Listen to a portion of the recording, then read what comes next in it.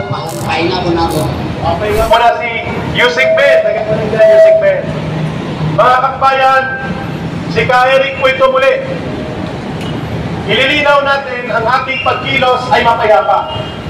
Hindi po tayo nananawagan ng karahasan, subalit tayo ay nagpapahayag ng paninindigan at ng ating boses bilang sambayanang Pilipino. Pangalawa, nananawagan na po tayo na ang punot dulo ng lahat ng ito, anuman ang patutunguhan ng Senate Blue Ribbon Investigation o ng mga diskarte sa eskwela sa loob ng House of Representatives, iisa po ang punot dulo nito lahat. Walang pagnanakaw, walang pandarampong na magaganap kung hindi ito pinayagan, kung hindi ito ginawa at hindi kinonsente ni Marcos at ni Romualdez. Si Romualdez, sila Saldico at mga alipores sila sa Kongreso, sila po ang nagdedesenyo kung paano gamitin ang poder ng Kongreso upang pagnakawan ng kaban ng bayan. Tama? Pero sino ang gumagawa na maging batas ang pagnanakaw na ito sa pamamagitan ng budget?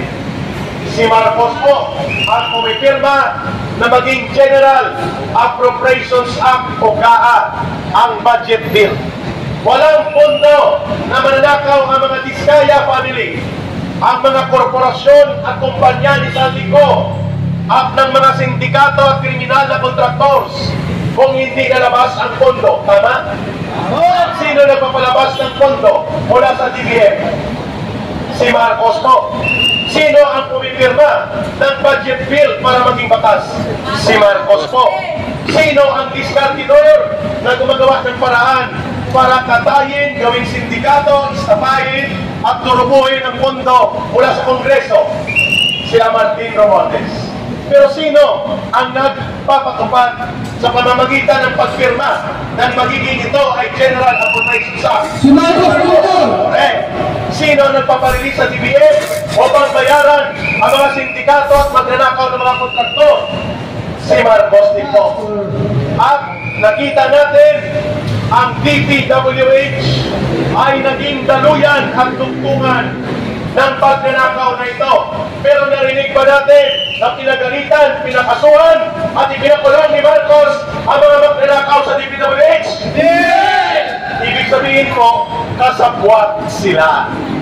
Kasabwat sila. Kaya mali na ang ating galit ay ang ating lamang tatargetin ang mga kontraktor na kriminal.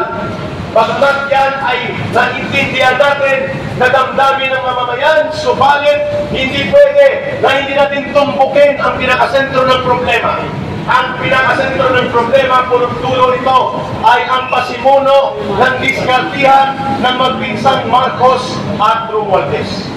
Ang mga kontraktor na magnanakaw, sisingilin din po natin. Dapat silang kasuhan, dapat bawiin ang kanilang pagnanakaw sa kaban ng bayan. Tama po yan.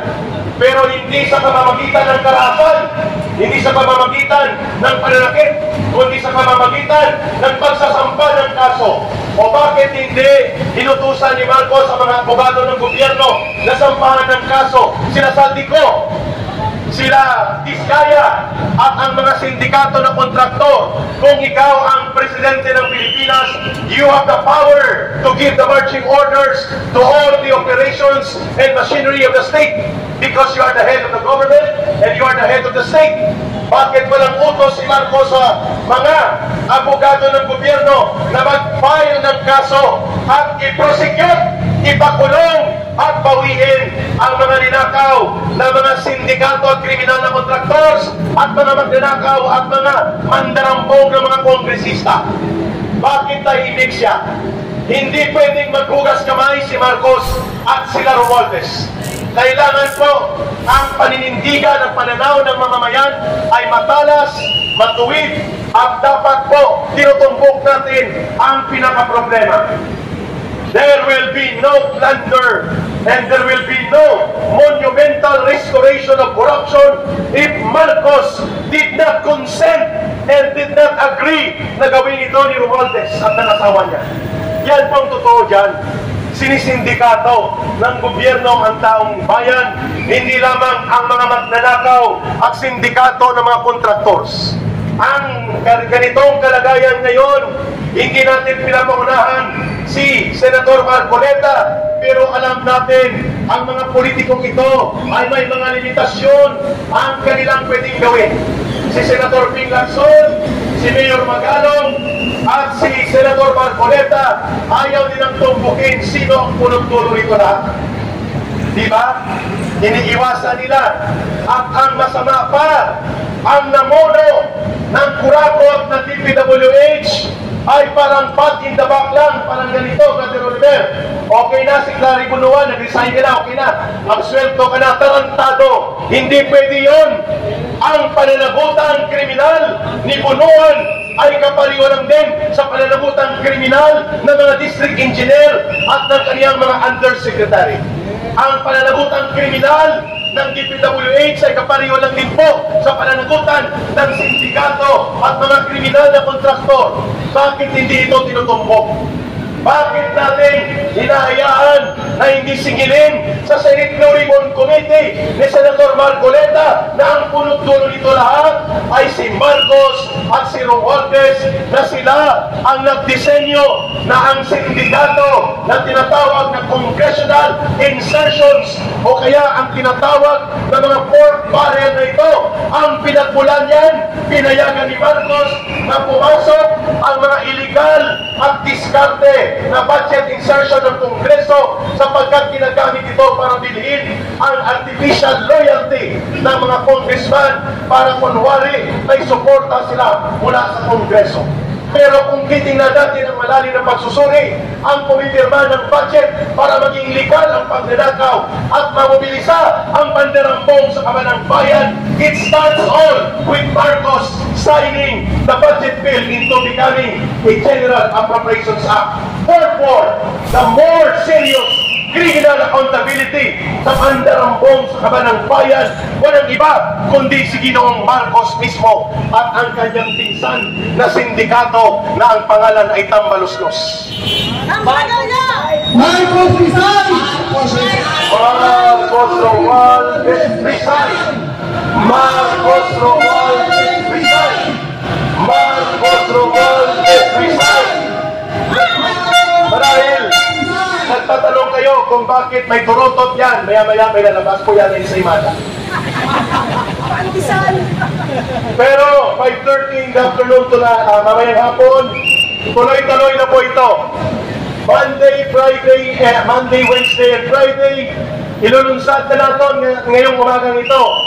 Dito sa area na ito, ang tinatawag na 5:30 habit. Black dress, magdala po kayo ng mga pag-ingay at mga ganito, megaphone, placard. Ang panawagan po natin, titigil na ang pagnanakaw sa kabanang bayan. Singilin at papanagutin si Marcos at sila Romualdez. Marcos resign! Marcos resign! Marcos resign! Marcos resign! Marcos resign! Marcos resign! Ilamin ko muna kay Brother Oliver kaya nag-feedback na ang megaphone. May nagtatanong kay Ka Eric, Eric, hindi ba tayo lalapit doon sa shrine? At nang sa ganoon, mas symbolic ang ating pagtitipon. Sabi ko, mas okay na dito para pag-umulan at sa loob ng Robinson at pumili ng mga bibilin sa loob ng Robinson. Hindi nyo na. Ano naman, please? So, mamaya, pagkakain tayo. May oras tayo mamaya. Ako lang yan. Lilipat tayo sa open space. Pero mapayapa at mapihasay na pagtitipon. Yun. May nagtanong din kay Eric, paano kung 3, 4, 5 lang ang dumating kay Eric sa panawagan ng Black Friday protest? Ang sagot ni Eric, it does not matter. Hindi po numero ang pinagbabatayan ng pagkilos ng tama. Ang pinagbabatayan ng tamang pagkilos ay ang layunin kung para saan, kung bakit tayo nagtitipon, bakit tayo kumikilos, at bakit tayo nagsasalita. Tama? Ang numero, it will come later. Ang taong bayan may pagtitimpi, subalit ang pagtitimpi ng mamamayan may hangganan ang pagpapasensya ng mamamayan. Ang mahalaga ay tayo na mga mulat at tayo na mayroon pang pag-unawa sa kalagayan ng ating bayan ay hindi tayo pumapayag na tuhimik tayo. Kailangan magsalita, manindigan, at magkaroon po tayo ng malakas na panawagan. Bagamat sisigilin natin at dapat pawin ang natakaw na kayamanan na pinagpapasasaan ng mga kriminal na contractors, mga sindikato ng DPWH, dapat naman tayong magalit sa kanila. Subalit, hindi tayo magagalit. Papunot-punot pasimunot itong lahat. Luis Marcos, asabat si Romualdez. Kaya po, sa araw na ito, before ko magsasalita, I will request everybody here sa gilid ni Kayanik, pakihawak po ang dinonate na kusara, pakik ng kaserola, yung sipin, and then ito pa, Paris yan. Magtaon-taon tayo sabay-sabay, nakakalit ang sambayan ng Pilipino, ipinapanawagan ng mamamayan ang paglayas ni Marcos at Romualdez na sila ang pasimuno kung bakit anumbalik ang pangungurakot sa kaban ng bayan. At dahil dyan, 5, 4,